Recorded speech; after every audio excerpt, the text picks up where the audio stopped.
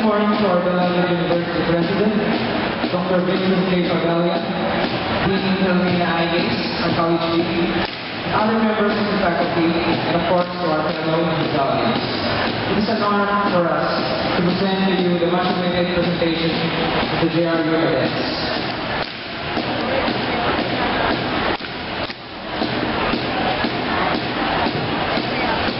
Pala dyan.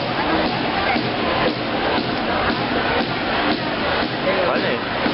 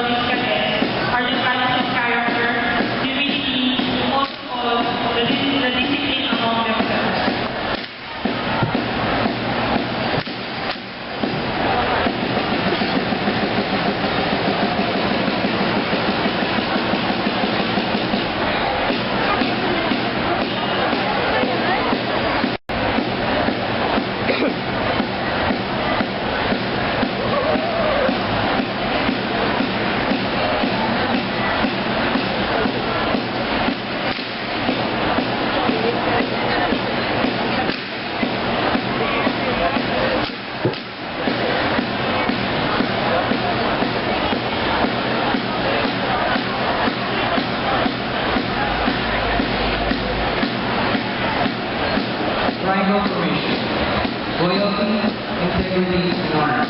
These are the three core values that we teach to our cadets. And these three core values will ascend the three corners of the triangle formation. Hindi pwede ko ito pag